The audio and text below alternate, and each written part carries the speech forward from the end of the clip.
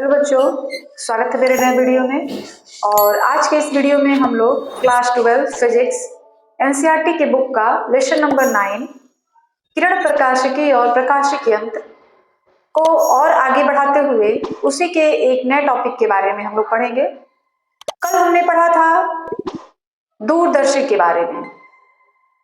दूरदर्शी क्या है, दूरदर्शी कितने प्रकार के होते हैं, दूरदर्शी की रचना किस प्रकार होती है और दूरदर्शी की आवर्धन क्षमता क्या है। दूरदर्शी दो प्रकार के होते हैं, एक होता है अपवर्ती दूरदर्शी और एक होता है परावर्ती दूरदर्शी। अपवर्ती दूरदर्शी के लिए जो आवर्धन क्षमता है, जो उसके लिए व्यंजक है, परावर्ती दूरदर्शी के लिए भी वही है।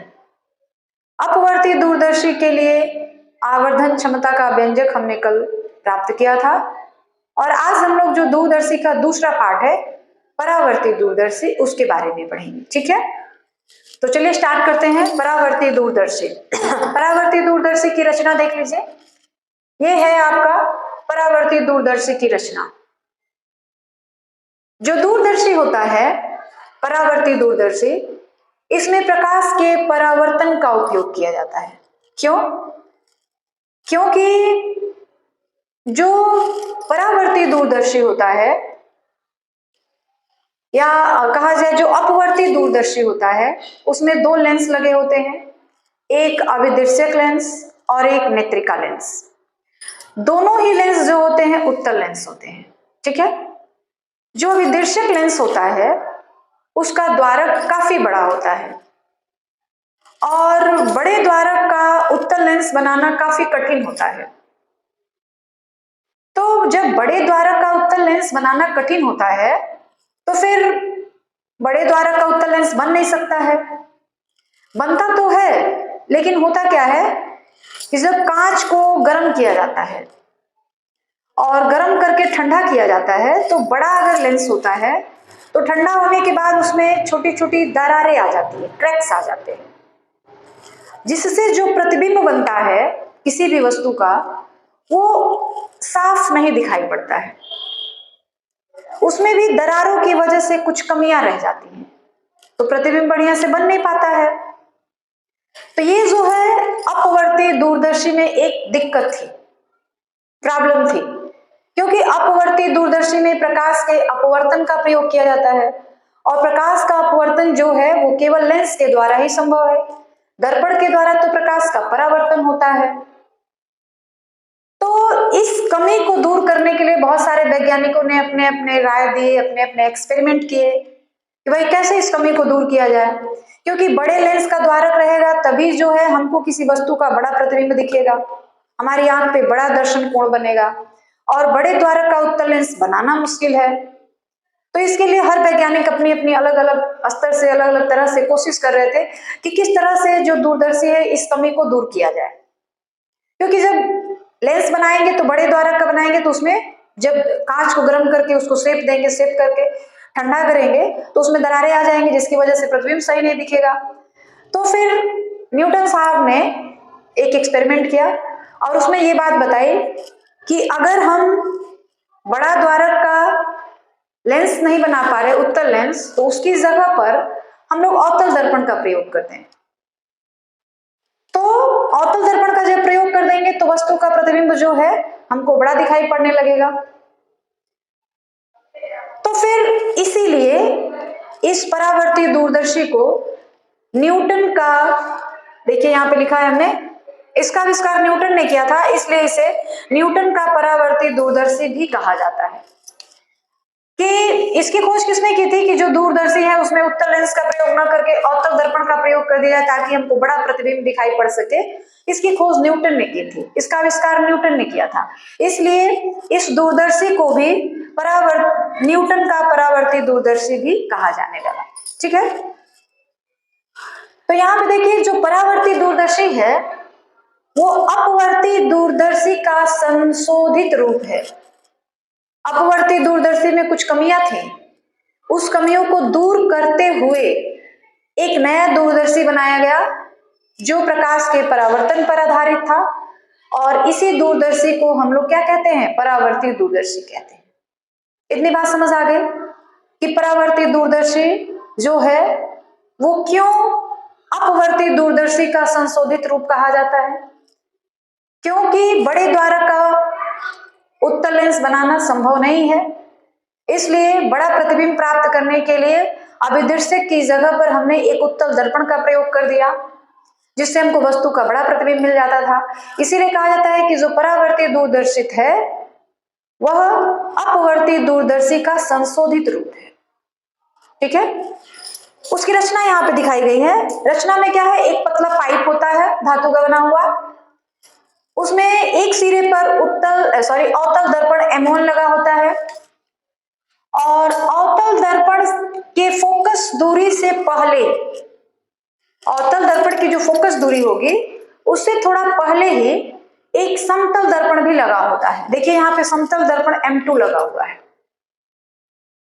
और नली के दूसरे सिरे पर एक छोटे द्वारक का उत्तल लेंस लगा होता है जिसे हम लोग नेत्रिका कहते हैं।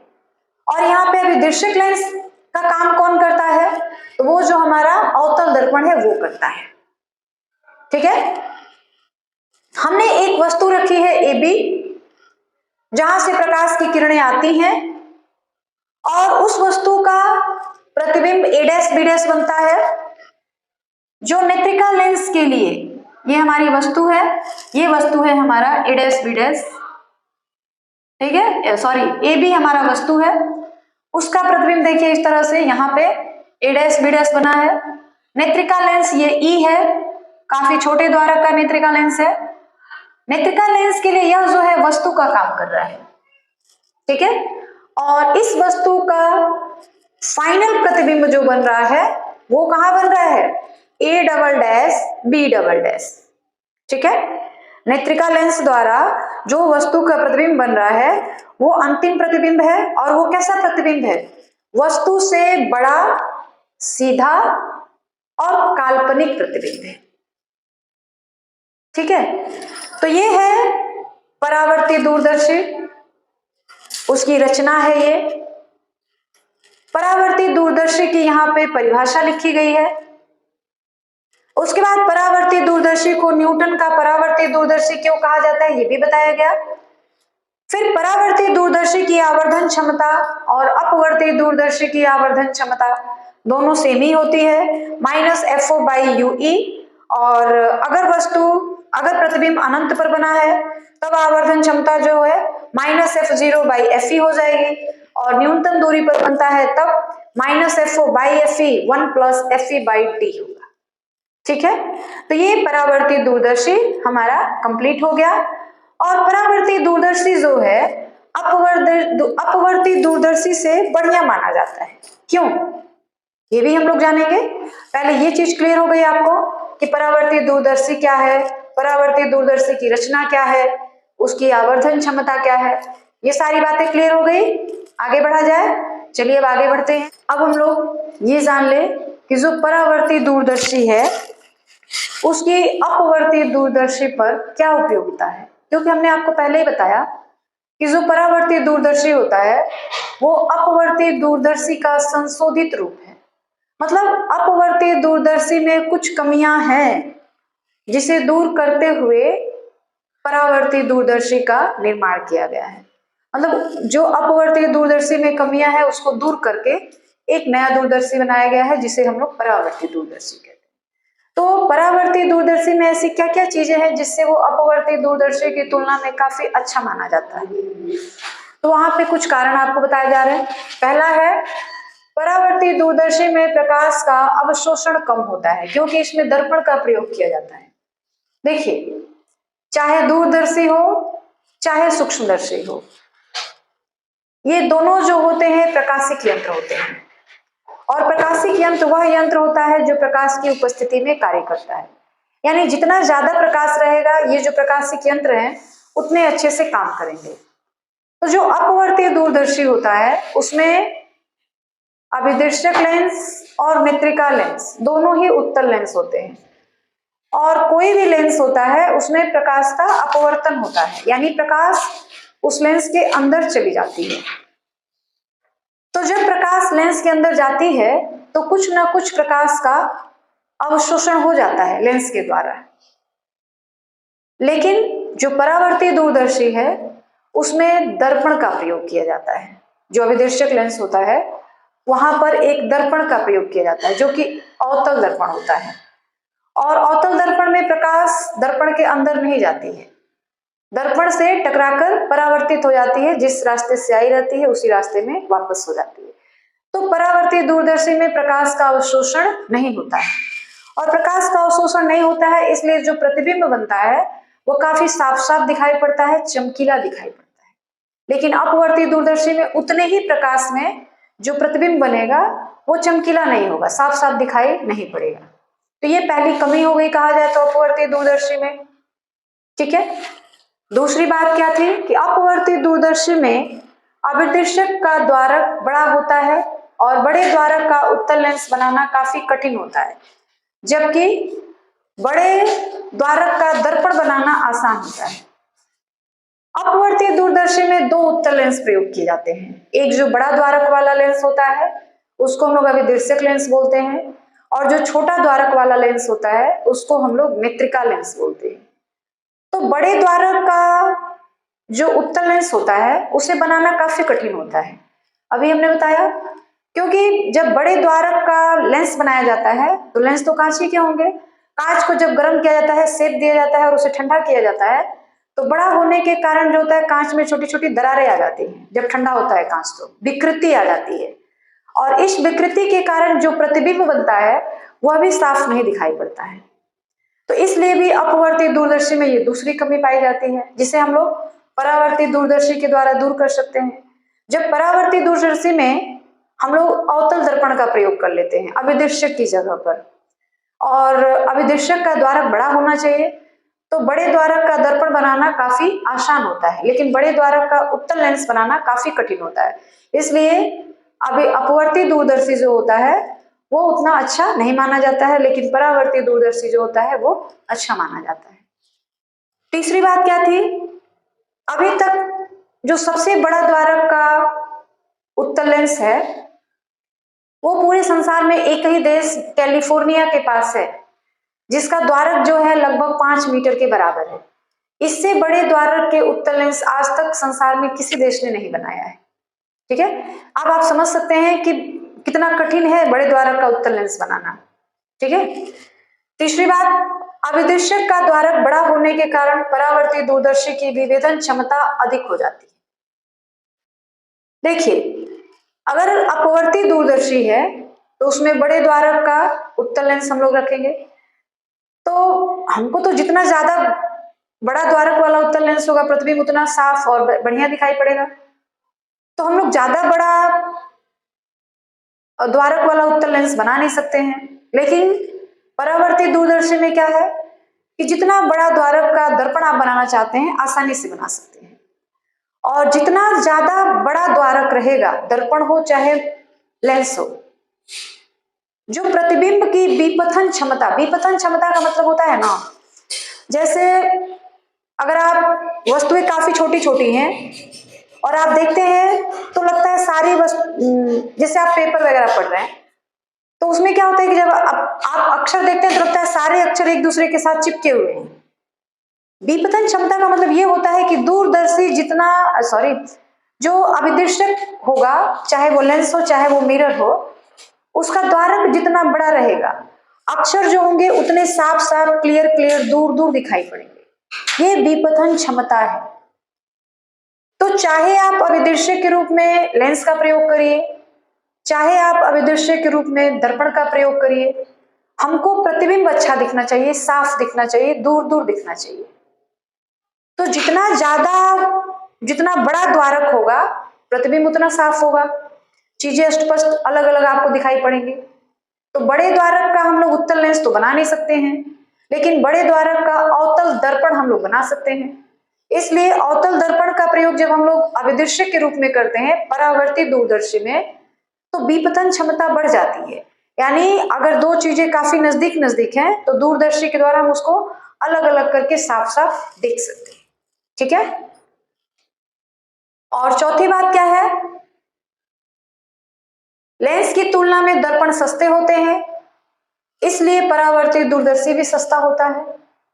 भाई सभी लोग की यही इच्छा होती है कि जो भी सामान हम खरीदे सस्ता हो, बढ़िया हो।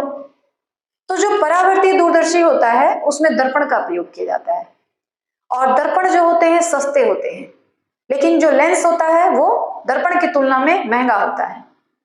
तो परावर्ती दूरदर्शी में जब हम लोग दर्पण का प्रयोग करते हैं तो परावर्ती दूरदर्शी जो होता है वो सस्ता होता है, और अपवर्ती दूरदर्शी जो होता है महंगा होता है। इसलिए भी जो परावर्ती दूरदर्शी है वो काफी उपयोगी हो जाता है।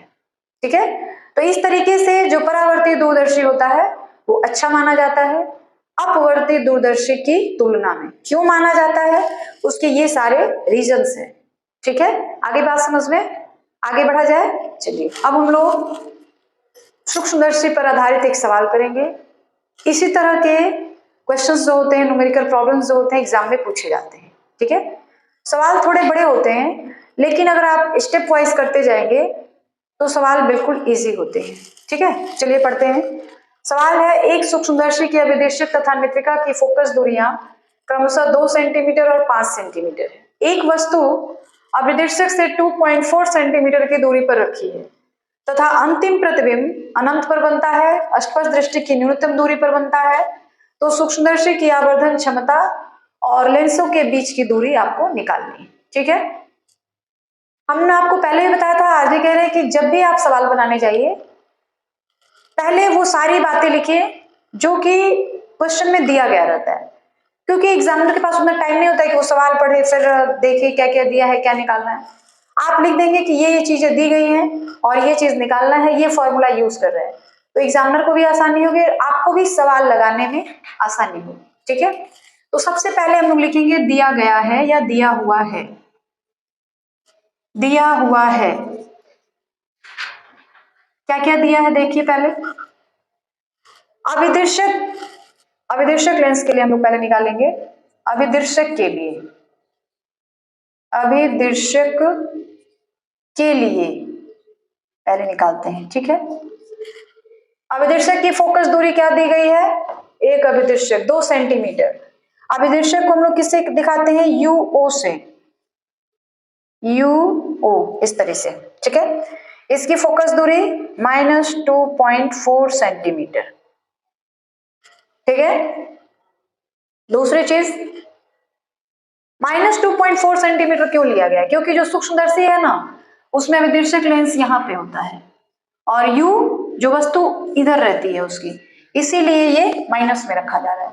अगर वस्तु इधर रहती तो प्लस में। वैसे भी चाहे उत्तल लेंस हो चाहे अवतल लेंस हो, लेंस से वस्तु की दूरी हमेशा ऋणात्मक होती है।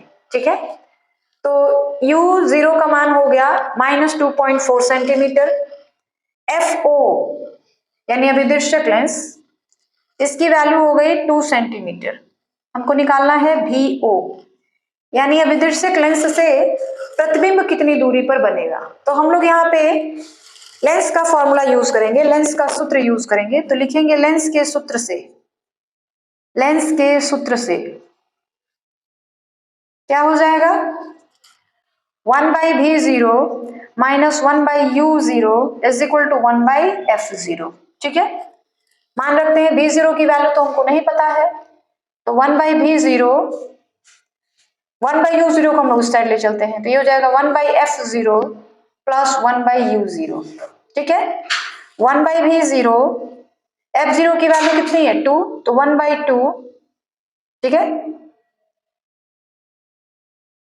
और प्लस 1/U0, U0 की वैल्यू है -2.4, तो ये हो जाएगा 1/-2.4। ठीक है, तो क्या हो जाएगा 1/V0 is equal to 1/2 plus, sorry plus नहीं माइनस हो जाएगा, प्लस और माइनस माइनस 1/2.4। ठीक है, आप इस चाहे तो पॉइंट हटा दीजिए तो ऊपर 10 हो जाएगा, और 2 से काट सकते हैं इसको, तो ये हो जाएगा 2 5 जा 10, 2 12 जा 24। तो ये हो गया 1/V0 is equal to 1/2 minus 5/12। 2 और 12 का एलसीएम हो जाएगा 12। ठीक है, ये हमने 12 लिखा। 2 से डिवाइड करेंगे 12 को 6 -5 ये आ गया 1/12। 1/V0 की वैल्यू आई है 1/12, यानी V0 की वैल्यू कितनी हो जाएगी 12 सेंटीमीटर। यहीं पे लिख लेते हैं, नीचे दिखाई नहीं पड़ रहा होगा आपको। तो V0 की वैल्यू कितनी आ जाएगी 12 सेंटीमीटर। आगे बात समझ में, यहां तक सारी बातें क्लियर हो गई। आगे चला जाए, चलिए। अब सूक्ष्मदर्शी जो होता है उसमें दो केस में हम लोग आवर्धन क्षमता निकालते हैं। एक बार पहली केस, जब प्रतिबिंब अनंत पर बना हो तब, जब प्रतिबिंब अनंत पर बनता है तब, जब प्रतिबिंब अनंत पर बनता है तब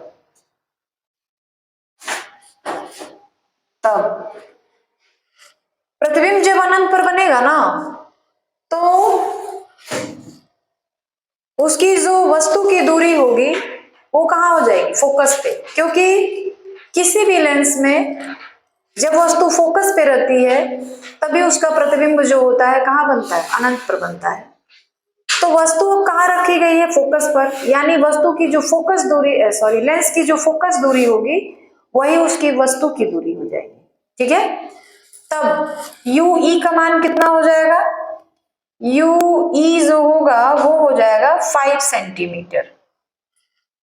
ठीक है, क्योंकि फोकस दूरी 5 ही सेंटीमीटर दी गई है, उत्तल लेंस है तो उत्तल लेंस की फोकस दूरी तो धनात्मक होती है। सूक्ष्मदर्शी में दोनों ही लेंस कैसे होते हैं, उत्तल लेंस होते हैं, और जब वस्तु फोकस पर होगी तभी उसका प्रतिबिंब अनंत पर बनेगा। तो यू ई का मान क्या हो गया, फोकस दूरी। यहाँ पे देखिए अभी दर्शक की फोकस दूरी दी गई है 5 सेंटीमीटर।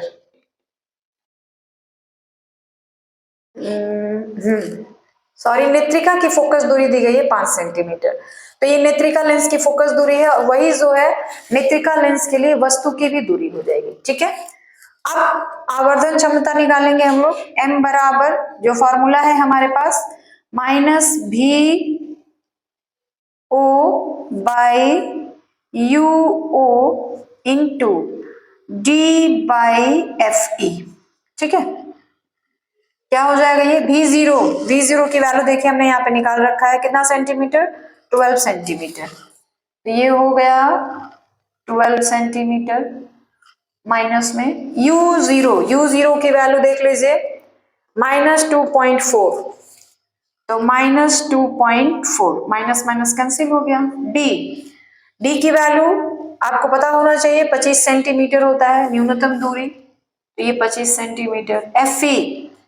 Fe जो है वो कितना हो जाएगा, तो 5 सेंटीमीटर हो जाएगा, क्योंकि नेत्रिका लेंस की फोकस दूरी क्या दी गई है 5 सेंटीमीटर दी गई है, तो यहाँ पे 5 सेंटीमीटर। ठीक है, 5 से इसको काट देंगे, 12 से 2 बार, अच्छा पॉइंट हटाना पड़ेगा इसका, तो पॉइंट हटा दे पहले, यहाँ 12 था, यहाँ 2.4, यही है ना। पॉइंट हटा दीजिए, ऊपर 0 बढ़ जाएगा। अब 12 से आप काट सकते हैं इसको, फिर 2 × 10, यानी कितना आ गया 5 × 5 25 नहीं, आवर्धन क्षमता है ना, तो आवर्धन क्षमता को हम लोग x से दिखाते हैं, यानी ये कितना हो जाएगा 25x। आ गई बात समझ में, 25x होगा ये। अब दूसरे केस में हम लोग निकालेंगे, जब प्रतिबिंब अनंत पर बनता है उसी स्थिति में हमने सूक्ष्मदर्शी की आवर्धन क्षमता निकाल दिया। अब हमको क्या निकालना है कि लेंसों के बीच की दूरी, यहाँ पे माइनस लगा हुआ है, माइनस लगा दीजिए।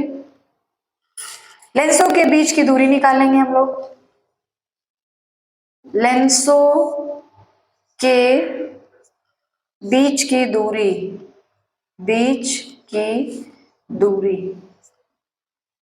अब लेंसों के बीच की दूरी के लिए फॉर्मूला क्या बताया था हमने, VO plus UE, VO plus UE mod रहेगा, माइनस प्लस का कोई मतलब नहीं है यहाँ पे। V0 की वैल्यू 12 सेंटीमीटर, और यूज ई की वैल्यू 5 सेंटीमीटर हो जाएगा 17 सेंटीमीटर। ये पहला केस कंप्लीट हो गया। ठीक है, अब दूसरा केस निकालेंगे। जब जब प्रतिबिंब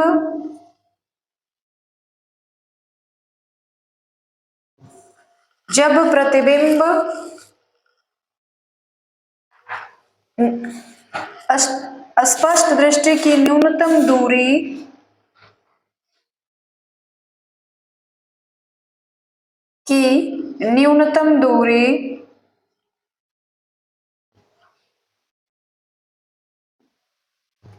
पर बना हो तब क्या हो जाएगा? इसके लिए फॉर्मूला, नेत्रिका लेंस के लिए हम लोग सब कुछ यूज करेंगे। अब लिखेंगे नेत्रिका लेंस के लिए, नेत्रिका लेंस के लिए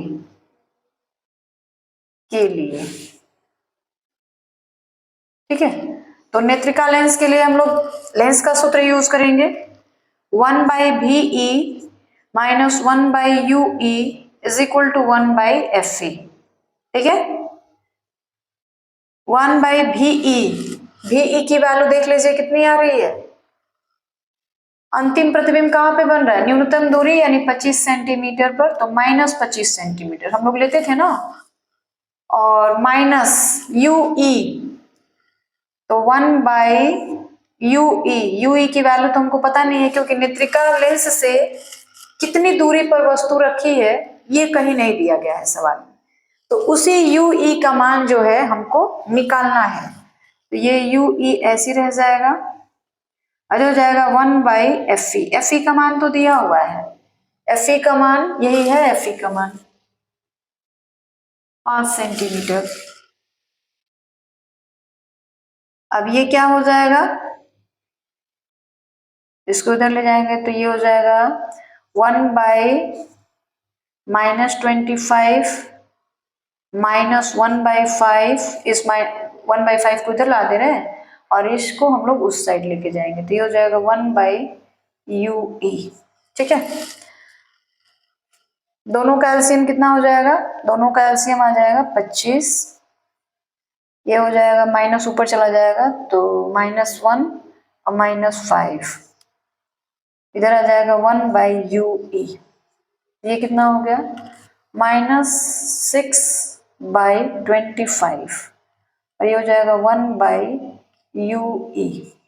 ठीक है, UE की वैल्यू कितनी हो जाएगी यहां से निकालेंगे, क्योंकि आपको यहाँ नीचे दिखाई नहीं पड़ेगा। तो UE का मान क्या हो जाएगा? उल्टा कर देंगे, -25 बटा में 6, यानी कितना हो जाएगा? रहने दीजिए या पॉइंट में चेंज कर दीजिए, कोई दिक्कत नहीं है। अब आवर्धन क्षमता निकालेंगे। आवर्धन क्षमता जब प्रतिबिंब स्पष्ट दृष्टि की न्यूनतम दूरी पर बनी हो तब के लिए फॉर्मूला होता है m बराबर -V0/U0 इंटू 1+D/FE। ठीक है, इसी फॉर्मूले पे रख दिया जाए सारे मान को, तो V0 की वैल्यू आई है 12 सेंटीमीटर, माइनस लगा हुआ है तो माइनस रख लेते हैं। U0 की वैल्यू देख लीजिए, यस -2.4। U0 की जो वैल्यू है -2.4 है। यहाँ पे हम लोग केवल 2.4 ही लेंगे क्योंकि नेत्रिका लेंस जो है, और 1+D की वैल्यू होती है कितनी सेंटीमीटर? 25 सेंटीमीटर बाय FE का मान है 5 सेंटीमीटर। ठीक है, अब इसको हल कर दीजिए, पॉइंट ऊपर चला जाएगा तो ये हो जाएगा 2 बार, इसको काट दीजिए 5 बार में, ये 2 खत्म और फिर 5 बचे 25, ये हो जाएगा -5 इंटू 1+5, यानी कितना आ जाएगा? -30 आवर्धन क्षमता है, उसका कोई मात्रक नहीं होता है, तो हम लोग बगल में x ऐसे लिख देते हैं। ये कटा नहीं है, x है आवर्धन क्षमता को दिखाते हैं। ठीक है, अब लेंसों के बीच की दूरी या नली की लंबाई, तो ऐसी स्थिति में लेंसों के बीच की दूरी कैसे निकालते हैं, या नली की लंबाई भी उसको कहते हैं।